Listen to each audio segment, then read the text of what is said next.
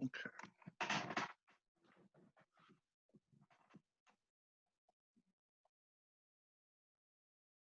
All right.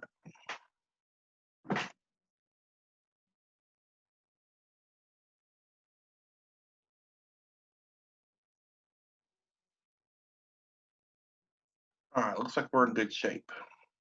Okay. All right. All right. I guess we'll go ahead and get started. I'll go ahead and start the record. It's kind of weird when we go back and forth, so I got it going. We do have some people that are going to be sitting on us today. Some other early childhood specialists that are here also, just to kind of see what we're doing. They want to get an idea. They want to see what we're doing because we're trying something different this year. So they want to kind of see how we're doing it. So I just want to give you all a heads up that we do have some guests. We had Joanna Blocker and Kate with us, and they're going to see what's going on. Thank y'all for being here this morning. The big thing is I want to change kind of how we're doing things, and this year is really the best year to do it. I don't really know how to say it in a good or bad way, but how we look at behavioral referral, it needs to kind of change a little bit. So we're going to kind of talk about that this morning, the different processes and how we're going to do it. In a lot of ways, we're going to mirror what K-12 does. We're going to mirror a lot of different things also and try to get a good procedure policy moving forward. Our objective for this morning, we're going to understand the policies and procedures of referring for behavioral services. We want to go through a guide, a step, a process that makes it a whole lot easier for identifying children with behavioral needs, problematic behavioral needs. We also want to understand the behavioral referral process and how it correlates to the BACB board. In case you haven't heard yet, I've been working on my board analyst certification.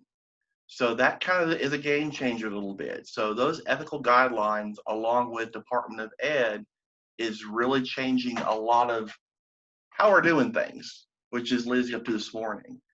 We're going to create a procedure to allow students to receive proper behavior analytics services while creating a team of contingency managers. Our team is you guys. I mean, I'm only so much. I put all my faith and all my everything into you guys. I could teach strategies and we can go over goals, we can go over objectives, and we can create that treatment package. But at the end of the day, I'm really depending on you guys. So this year also, I'm gonna look at doing more trainings. A lot of stuff through Zoom, maybe some hands-on. I go to different sites, but we're gonna do some building. We're gonna do some discrete trial training. We're gonna work on antecedent strategies this year. We're gonna work on a lot of different stuff to build you guys a little bit better. Hey, can you make that slide full screen? Because I can't see it very well. I'm sorry. I was trying to be ready for everything else. Thank you. No problem. Just a little background about the early childhood behavior support services. We're a lot like K-12, but we operate through 3 to 5 year olds. We're affiliated with the Department of Ed, and we provide behavior consultation services for students. Because a lot of it's behavior analytic in nature, we also need to screen, assess, and provide that individual treatment package. Same thing, we're all kind of in every little district. A lot of our services that we provide, you guys obviously know, we also work with autistic programs. I know several of us are on autism teams. I know that I am with you guys, but you guys probably know a lot of this stuff also. These are the services that are provided. We provide consultation services. We provide direct observation. We provide a review of records. The review is super important. When it comes to ABA is driven by data. That's the driving force. Everything comes down to data. So when I have a behavioral referral that's a top tier child, then I need to go look at your IEP that you wrote, look at some of those protocols that were given, and see how they scored on social skills, how they scored on maladaptive behaviors, see where they're at. And of course the data collection as well. I'm also going to work on some FBAs this year. I'm really excited about that. I've got a lot of training. Connie is actually going to be on board with us a lot this year, so giving you a heads up. We're going to go to some sites together. She's going to get some consent along with me, and we're going to work on some FBAs. Just giving you heads up, FBA is really, like I said, for that top tier behavior. It's not meant for everybody. We're going to create safety plans if needed. Sometimes we don't need to do an FBA. Sometimes we just need to sit down and create a safety plan of what's going on for that child. I'm also going to assist in the development of a behavior intervention plan. Once again, that's not always for every single child. That's also determined on the information, the data collected from the functional behavior assessment. Like I said earlier, training school personnel, training you guys, which I'm going to try to do a better job this year. I don't know about sound. I'm going to try to do a better job providing more training situations this year. And even I've talked where I'm going to start going out a little bit more with her and do some more stuff. Obviously, COVID creates a lot of problems along the way. Our services and settings, you guys are fully aware of that. And let's go ahead and dive into our thing today. I want to start off by kind of reminding everybody about the IEP. That is a legal document, and everything that we put in that IEP, that's legally binding. So whatever you put, those are services that have to be and need to be provided for that child. So when you put my name, or you put anybody else's name, or you put speech and OT, those services need to be provided. I also want to remind you guys, when we look at ST and speech and OT and even developmental services, we screen and we assess. I mean, how often do we put on an IEP developmental services as needed? How often do we put speech as needed until we determine if they need speech? How often do we put OT possibly until they assess? No, we screen, we assess, and we create that package that's designed for that child. And behavior deserves the same credit. I mean, if you stop and think about it, you know, when we throw all these different strategies at a child, we're hitting and missing. So wouldn't we want to have an assessment?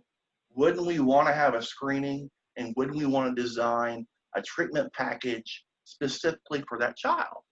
I mean, it makes sense. It really, really does when you stop and think about it. Why are behavior services so different? I mean, I don't know. I think oftentimes we're not thought of as a related service. Oftentimes we're thought of as firefighters. I got this kid, I got this problem, I got this quick fix. Now, but quick fixes are not applied behavioral analysis. Applied behavioral analysis is using that data, using those assessments, and driving that package. Consent is a big part of it too. Going into the classroom, having consent before I can do anything. That's a big part of the guidelines also. Also with applied behavioral analysis, we're looking at social solutions for the child. I mean, I know the teachers, I know you guys have your hands full. I get it. I really do. I've been there. But we also, if these kids have these serious deficits in social behaviors, we need to work on those skills for that client to make it easier for everybody else. So what does the initial process look like? Well, we're going to look at more data-driven stuff.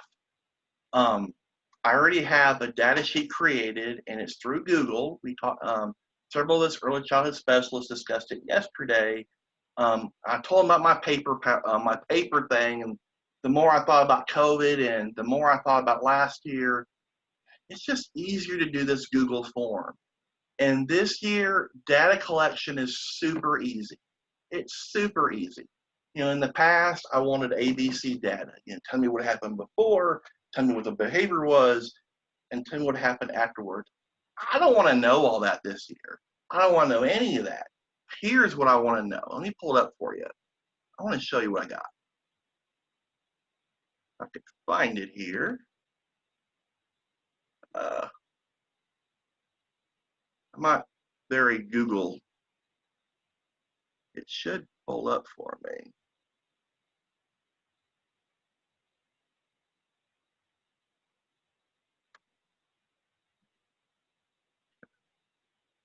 I don't like sharing all these screen things. Okay, does everybody see this? We're good? Okay. This is the Google form that I created based on some talking with everybody yesterday. It's a whole lot different than last year, a whole lot less questions. I want to know the students' initials because we don't want to pass out, you know, that private sensitive information. What's the facility? Where did it happen at? What's the behavior of concern? When I'm talking about behavior of concern, I'm not talking about non-compliant. I'm not talking about he won't sit down. I need you to paint me a picture. I'm not there. What exactly is that child doing? To the T. What are they doing? Paint me a picture. What are they doing? What's the date? When did it start? When did it stop? What was the activity? Or tell me otherwise. Who saw it? And here's my favorite part. How many times did it happen? You don't have to tell me what happened before. It was before breakfast and before. All you have to tell me is how many times did it happen. So if we're in centers, and centers are from 9 to 10 o'clock, and it happens 6 times, that's all I need to know. And then if it happened during lunch, we'll put another entry in, and we'll put how many times the behavior happened during lunch. Also, I need to know down here, the behavior did not occur today. So if it happened, I want to know. And if it didn't happen, I also need to know as well. That's really important. I need 2 weeks of data, 2 weeks of data. And this data is really important, and it paints that picture of what's going on with that child. And that really kind of tells me where I need to spend my time at and where you need to spend your time at also. You know, what's these behaviors look like? And I'll send this form to you guys, and then we'll go out from there. Let me get back to here. Okay. All right. So like I said before, we're gonna start off with data. That's how we're gonna start the whole process. And to determine how often it occurs, we're not looking at everything that kid's doing. We're only looking at the big stuff. I mean, if he's chunking chairs, and that's what we're worried about. We're not worried about him not going to circle time or him not sitting crisscross applesauce the way he should be. We're worried about the big stuff. Because if we can fix the big stuff, those big social behaviors, then we can go from there. We need to establish a pattern of behavior if the client needs services. If Johnny's doing it on certain days of the week, or Johnny's doing it certain times of the day, that data will show what's going on. It's awesome through Google because all you have to do is grab your iPad or your phone or your computer nearby. It takes 2 seconds, and it happens when it happened. When you fill out that stuff after the fact, it gets a little messy, and you're starting to think, well, I don't know. So try to think about that. Data collection sheets or system will be distributed. I like the Google. I do have a backup form just in case, but I really want to push the Google because how easy it is. The form is a little, I don't say messy, but that Google is just perfect. How many times for each occurrence? How many times for each behavior? Frequency data, like I just showed you, I just want to know how many times it's going to happen. and make sure we're keeping track of what's happening. Also, a big part of this also is data needs to match any notes going home to a parent. I can't tell you how many times I sent a note home to mom and dad, but it doesn't match the data. I think my first year, I had some people that really matched it up, and I appreciate that. But if we're sending notes home to mom and dad or making phone calls to mom and dad, that data needs to match up also. Conferences. We have our data. Now we know if we're going to move forward or not. Do I have enough data to call Patrick? Do I have enough data to move forward with this client? We should know at this point. We should really know. And if we don't know, we'll still move forward. If it's serious, let me in on the referral conference. Let me know what's going on. I can get written consent right then and there for the services I'm going to provide, and I can move forward at that point if it's a real serious issue going on. Otherwise, we might want to look at separate programming. I know even I talk about existing data review. I can look at all the existing data and then move forward. And this process is still kind of up in the air. Connie's going to kind of help me kind of streamline it. But I like separate conference because I'm not pushing your child count findings. I'm not determining you got to wait on me or you got to wait on this. It allows you to move forward with your child count and allows me to come in as I'm needed, which is what we want all along. We want me to be in there as needed. Because after I have that data to determine, and at this point if I'm needed or not, then I could sit down with the parent and we could do written consent. We could talk about what's going on and then move forward again. And then, of course, at evaluation conference, or we have another conference, then we can start looking at adding more information, adding more treatment, adding more interventions. Conference protocols. When we go to that conference, say this child is, he needs my services. He needs me to step in. The data shows it. Everything just says, I need Patrick. That's fine. We're going to do a lot of indirect assessments. And what I mean by that is we're going to do some interviews this moving forward now. We're going to use that data. We're going to look at everything. We're going to get consent. We're going to get consent for me to come in the classroom now. We're going to get consent for me to even give information to the teacher. We're going to get consent for everything moving forward. We're also going to keep moving data collection. We're going to start using a scatter plot to keep establishing a pattern. And the beautiful thing about that is only 2 weeks. Just want 2 weeks. That's all I want. Written consent is a big thing. I don't think I never realized how important it was until I started studying. The BACB guidelines specify in 4.02 that when you're involving clients in planning and consent, any kind of services administered, whether it's strategies, interventions, any clinical information, you have to have written consent. It's not just enough that my name is on an IEP. I have to have written consent. And I'll show you those forms here after a while. I also changed them this year to update them. And we're also kind of modeling, like I said earlier, K-12. So a lot of our information is a lot like K-12. Behavior analysts involve the client in the planning and consent for behavior change programs. That's that conference where we sit down with mom and we say, here's the target behavior that we saw, and this is what we're going to be looking for moving forward. This is what we're going to do and how we're going to do it. We're going to fill mom in, our client in on what's going on. Now, in our case with younger kids, it's not so much filling in, little Johnny, but letting mom and dad and that guardian know what's really happening. And we're also going to do video consent at that time. With COVID, and even I talked about this, I may have to get some recordings of that classroom. I may do observations from my office based on recordings of the classroom. But at the end of the day, like I said, I just need consent moving forward. All referrals need to have the following information: behavior in measurable and observable terms. Like I said before, non-compliant doesn't really work. I need to know exactly what he's doing. Paint a picture.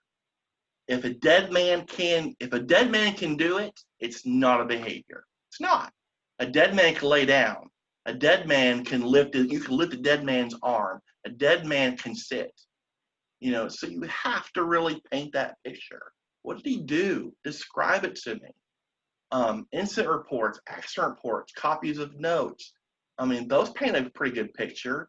Tell me what's going on. If he's displaying severe and disruptive behaviors, we need to know how often. And if the paperwork at school matches the notes being sent home. Can't stress that enough. Back to some more conference protocols. If the data warrants proceeding, then we'll go on to a functional behavioral assessment.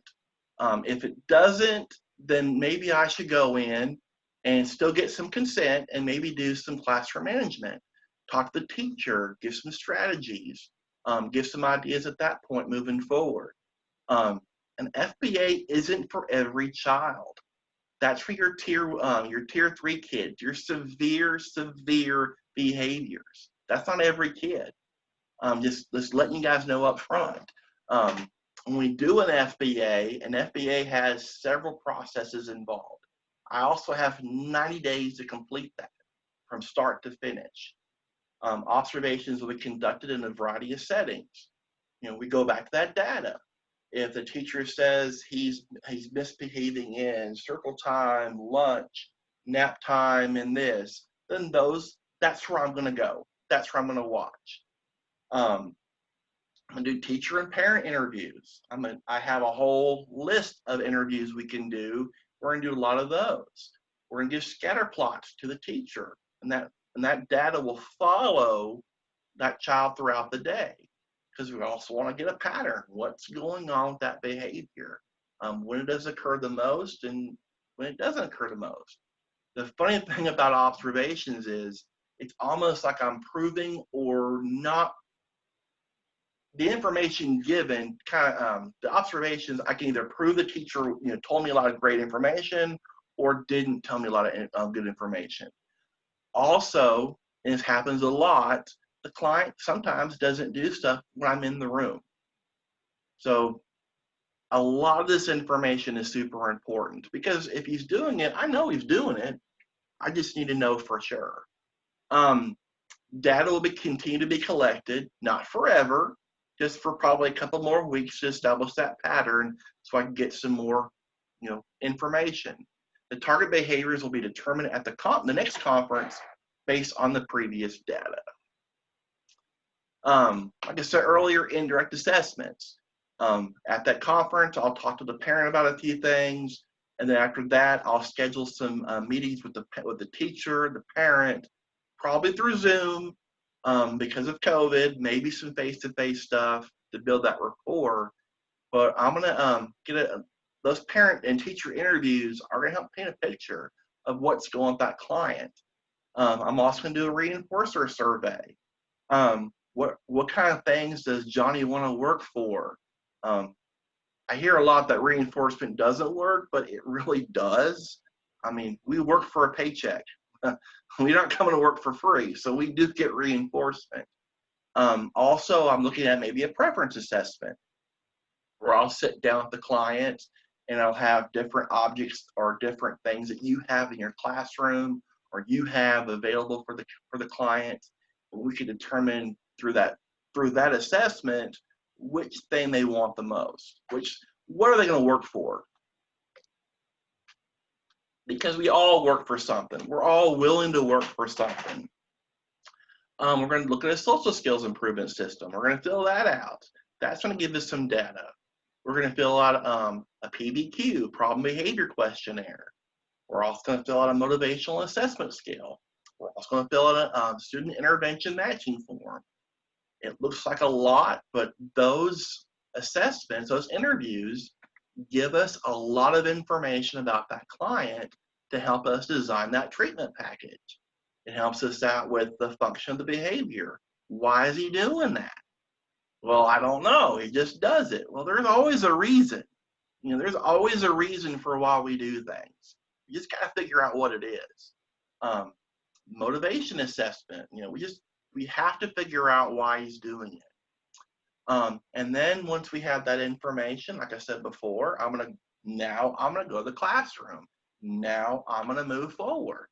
I'm gonna take that information and I'm gonna hit those times a day, like I said before, where Johnny really has those problematic behaviors. I'm going to use a data sheet called a functional observation assessment form. And that's basically an ABC form kind of combined with another data collection form. And it's really, really cool. It tells me, what happened before, what was the behavior, what happened afterwards. And then it also kind of gives me an idea of why they're doing that behavior. The data collection, it may credit, it may discredit the information provided, but it's a great step moving forward. And then after that, then I start using data analysis. Here's that word again, data. That's why data is so important. I'm going to take all that data that I got from all those interviews and all those observations, and then I'm going to sit down and I'm going to look at what we need to do. There's also a checklist that helps us determine if that child or client needs a behavior plan. Not everyone needs a behavior plan. Oftentimes, we may just have to just go ahead and fix some goals and objectives in their plan. But those goals and objectives that we add to the IEP are based on the data. They're based on our findings. We're not just pulling a rabbit out of our hat now and saying, well, I think that this might work. Well, now we know. The information has told us the perceived function, what we think they're doing, why they're doing it, and it helps us create that intervention package. Because that's the idea, that's the plan. We want to use that data to create that individual treatment package. We don't want to pull a rabbit out of our hat anymore. We want to have a plan. And then we're going to have a programming conference to discuss our findings. Interventions and other strategies will be discussed and modeled for staff. Well, if I'm involving a strategy that you're not comfortable implementing, now's the best time to train. Now's the best time for me to model it. Now it's the best time for me to really spend that time on there. That's why it's really important for me to build you guys more than ever. Services will be provided when the client qualifies for behavior services. We're not going to play this, I think. We're going to start playing this, I know. The data told me, we did an assessment, we did a plan, and now I know what services this child needs. Now I know what I need to train staff with. Goals and interventions will be provided upon the conclusion of the data collection. Well, here's the kicker. Those goals and interventions are on the plan. Now, I still have all these other kids. So if there are social deficits, if there are stuff going on, I can't be there for everybody. I can't serve 100 plus kids all the way around.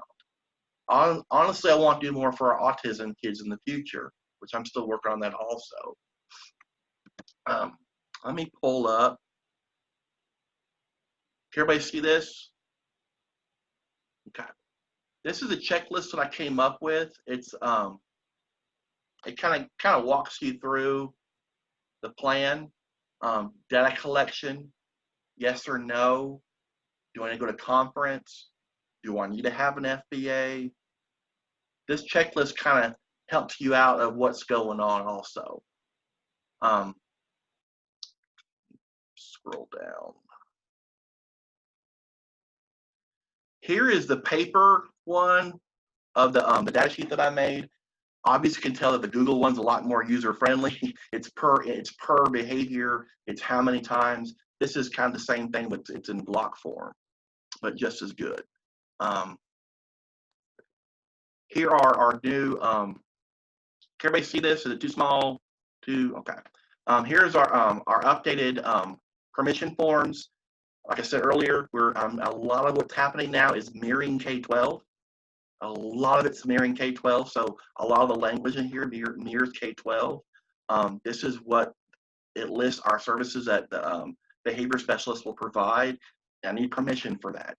Any services that are given from a behavior specialist, especially BCBA, has to have that written consent component. And then, of course, with video recording, I know our autism team's familiar with this, especially with COVID now. I think video is more important than ever.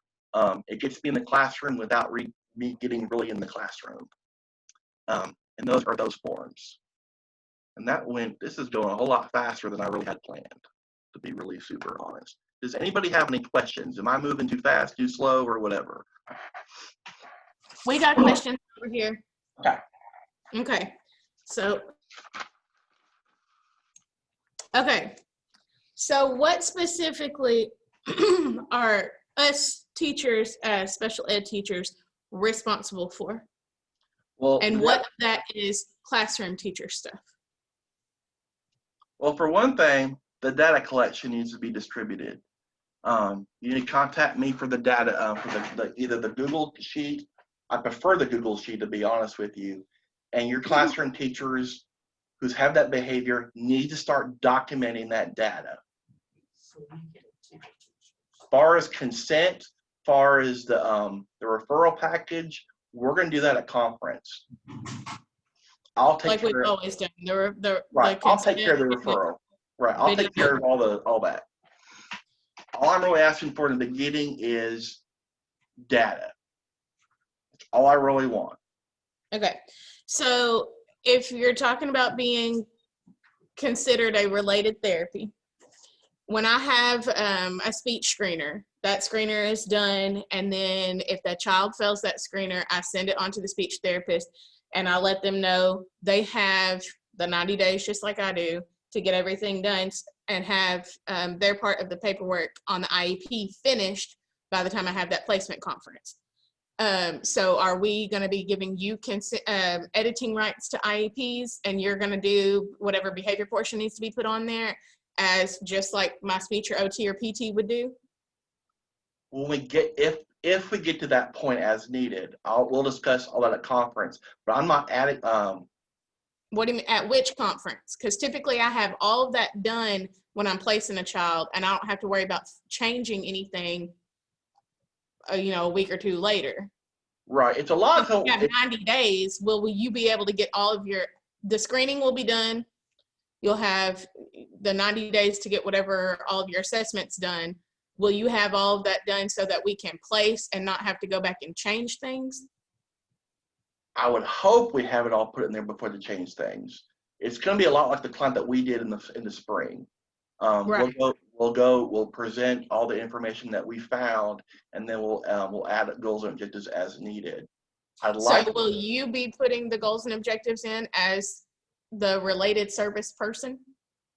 Because that's difficult for me when I'm not seeing all that paperwork. I'm not seeing all that assessment data to know what I need to put in as a goal. Because just like that client in the spring, I made goals, and then we had to change the goals, and then I had to change them and come back later and get them re-signed and everything, because I didn't have all the information to make everything up front. I would think that it would be easier and not as redundant and take so much more time if you, since you're the one collecting the data and looking at everything, would make the goals and whatever part of the IEP needs to have behavior on it, you're putting that on there. So then when it comes to the placement conference, you're able to say, okay, this is the part that I did. This is what has to do with me. And then I've done my part. And then it's not confusing for me to try to figure out and get in touch with you to say, okay, what does this need to say? And what am I needing to put here and where or whatever?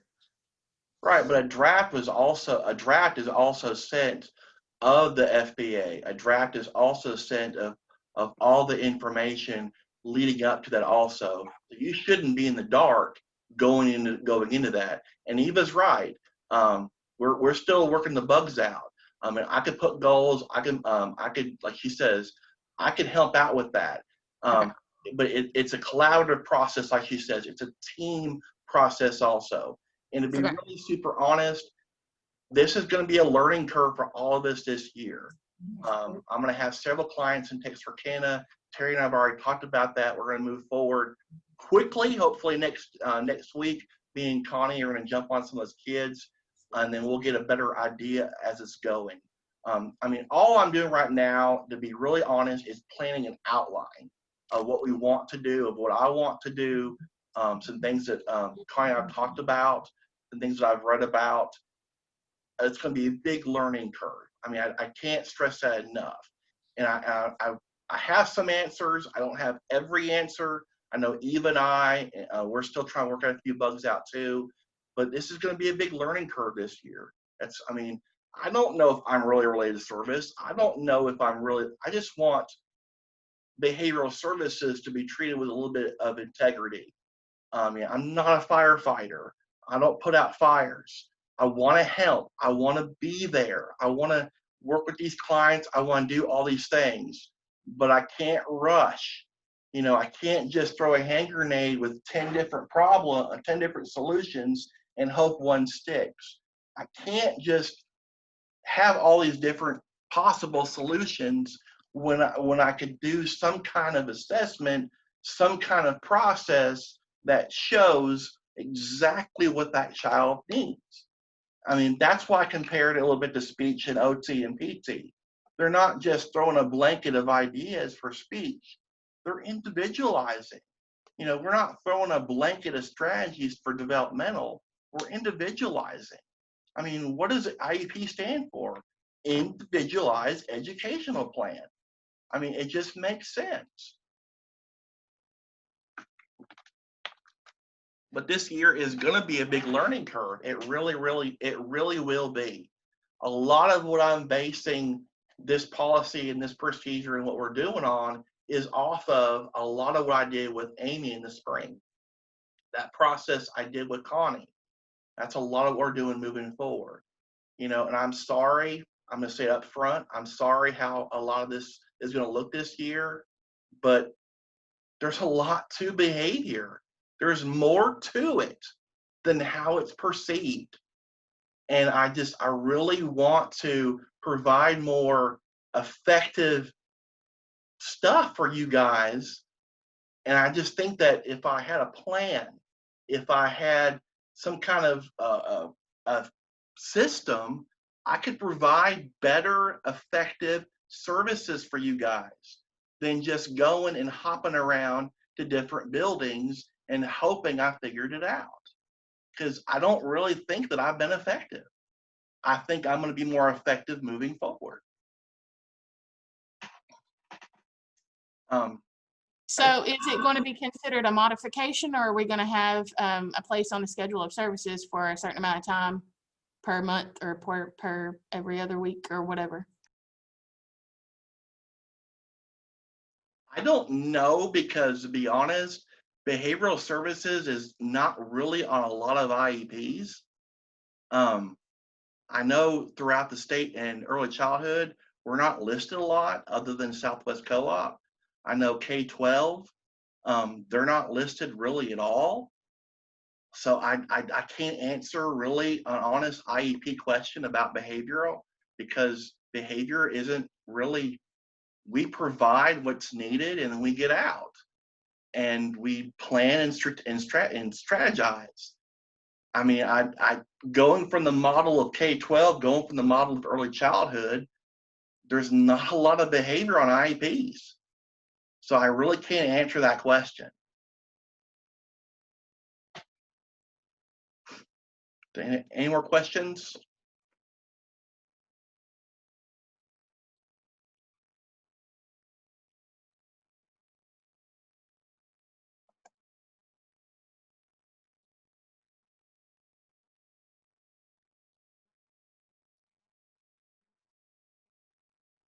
Is this helpful to anybody and everybody? Is it too much? Am I scaring everybody? I know it's a lot. I really know it is. Because this is something different than what we've done before. This is totally different than what we've in the past.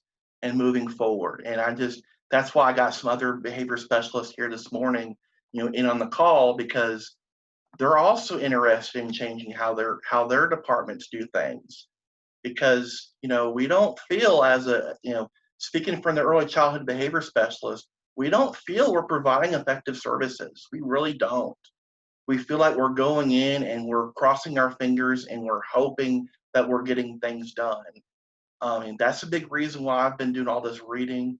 That's a big reason why I've been doing all this schooling. That's a big reason why I've been making this big push this last year. I want to be effective for what I do. I don't want to just be something else. I want to make a difference in these programs, and the only way I could do that is doing it right. And it's going to be hard this year. COVID is a great chance to kind of, we talked about yesterday, it's a great chance to really, start over or fix things that are broken. A lot of teachers always say that I want to do this and I want to try this and I want to change the world and I want to make a difference. Well, COVID has changed the world, and here is our best chance to make a difference and be different and be special. And I can't get over enough how important that IEP is and how legally binding it is. That's a legal document, and it's just, I've been taught that since I started special education, and I can't stress it enough. That's a legal binding document. Whatever's on that document, that's what that child gets. So, when you put as needed, what does that mean? What does that mean, as needed? What specific services am I getting as needed? I don't know of any other early childhood programs that are doing that. I definitely don't know. I know K-12 doesn't, work on that a lot. K-12 focuses on, and they have a lot of BCBAs. It's very analytic in nature, and they really push toward data. They come up with goals, they come up with interventions, they come up with strategies, they put it in there, they help out, and they move on. It's a lot of kids, and I really don't think that all of our kids are quote unquote bad or problem kids. We deal with 3 to 5-year-olds, first time in school, first time away from mom. And here's the kicker, they're special ed early childhood. So they don't have a lot of skills. They don't have a lot of those skills that we assume they should have. If Johnny doesn't have social skills, he needs to learn social skills. If he doesn't have communication skills, he needs to learn communication skills. COVID, we have masks and social distancing. Well, Johnny needs to learn how to social distance. Johnny needs to learn how to do those skills. We constantly assume what our kids can do, and what we forget what they can't do. We're building fluency for skills. We're building these kids up. I was telling Joyce yesterday about fluency. It's like riding a bicycle. You ride that bicycle until you don't need a grown-up telling you how to do it. And then you pull the training wheels off that bicycle, and you don't even need training wheels anymore. That's fluency. Building that skill where they could do it by themselves consistently. Mastery is great. I love mastery, but I want to build fluency. I want to build fluency, and I want to help all of us get there. There's so much that we can do, and now's the time to do it. It really is. I know that I've kind of I feel that I've been cutting short myself on things I should be doing, and I'm gonna try to step my game up this year. But there's so much that we can do, and now's the time to do it. And I know how our early childhood teachers look at our kids. They should know how to do these skills. They should know how. They should know how. And and we have to look at where our kids are and where they need to be. I was telling Eve the other day about this, about the violin. The violin's changing a little bit. So if I have a client who's a referral and he has no social skills from what I've been told, and he has all these maladaptive problems, but according to Violin, he's the best little kid in the world. According to adaptive testing, he's the best little kid in the world. So what happened there? What happened when the teacher and the parent and said that all of a sudden Johnny became this?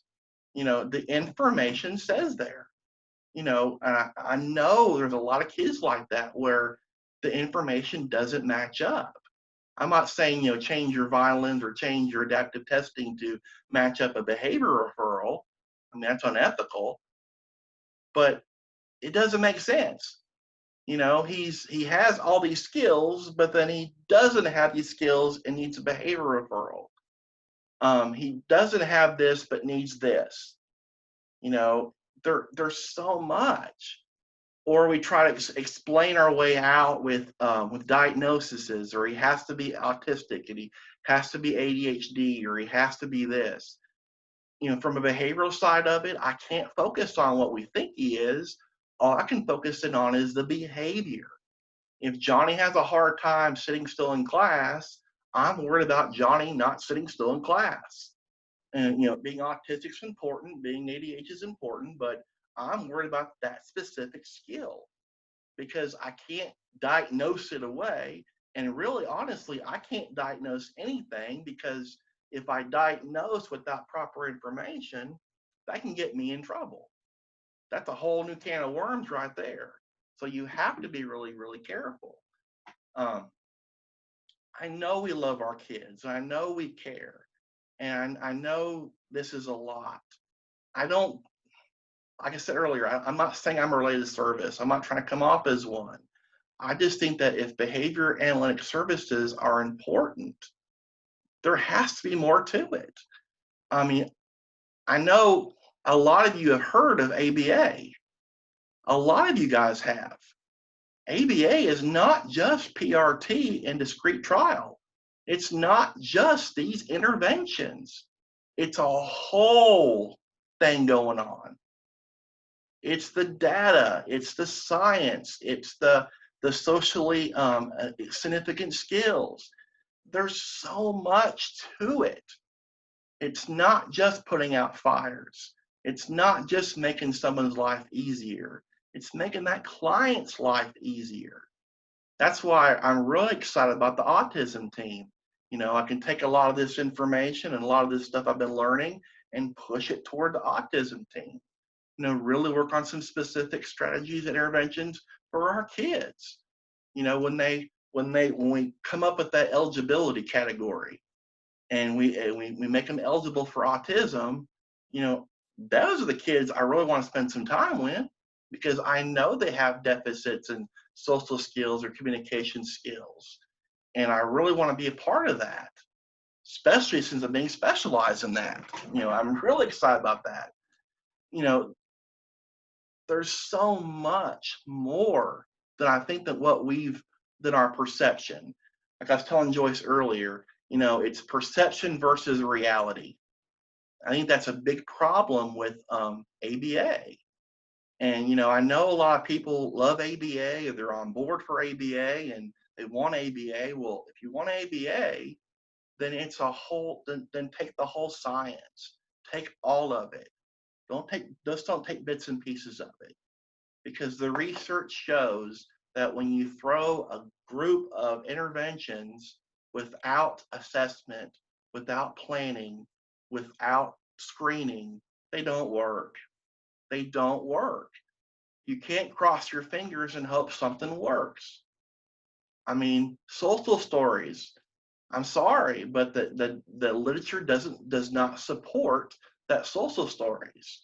I mean, stop and think about it. If I read a story, and I hope you're a better person when I get done reading it. If you don't know how to tie your shoes, I'm going to read a story that's going to teach you how to tie your shoes. When I'm done reading that story, you're going to know how to tie your shoes. No, I'm going to have to read that story in model skills, role play skills, teach skills, try to really show those skills as often as I can. There's so much what's going on. And a lot of what I'm doing moving forward, I'm gonna be really honest, it's data driven, it's research based, it's evidence based. And that's a big push too that we're gonna have to be a little bit comfortable with. And I know it's gonna be a big change, and I know this year will be a great year. I'm really excited for the changes that we have. I can't say enough. It's gonna be a learning curve. It really is gonna be a learning curve, but we could do it together. Um, and like I said before, between Eva, me, and Connie helping me out with clients, we're going to have this thing streamlined. I mean, to be really honest, I have some really good ideas moving forward, but let's just get this thing worked out before we could try anything else. But I know I plan for more. If anybody has any more questions, I feel like I'm kind of repeating myself a little bit too. I'm excited, but yet really nervous. But please feel free to email me if you have any worries or doubts or questions or fears. Call me if you need to. That's fine. Um, I'm going to probably be in Texarkana next week. I know I meet with the autism team. Um, I know Terry, I'm going to jump on those kids we talked about because I got to start working on that. Far as returning kids, I think I'm going to treat a lot of returning kids like new referrals because I honestly, in my file, I don't have a lot of information or data to really drive anything. And I want to kind of close with this too. And there's a big reason why I was kind of different this year toward kindergarten transition conferences. I told Eve this a little bit too. You know, my first year when I went to those kindergarten transition conferences, I was embarrassed of what I presented. And, you know, I had a report based on information of what the teacher told me the kid was doing. And I had some strategies and I had some interventions, and I had constantly defend what I had, but I had nothing really to support it. And then this last year, you know, I started thinking, you know, if I'm going to go to kindergarten transition with a real severe behavior child, wouldn't I want to have a plan for that, for the new school, for that school board? I mean, for that school, for the LEA? You know, here's our behavior intervention plan if need, you know, here's our FBA, here's our goals, here's what we're doing. I mean, I would rather do that than just tell the LEA how the kid made the teacher feel. I mean, there's, I have to have more than that. But I appreciate you guys. I really do. I'm gonna let you all guys go a little bit early, and I appreciate it. And I'll talk to y'all later. Bye, guys.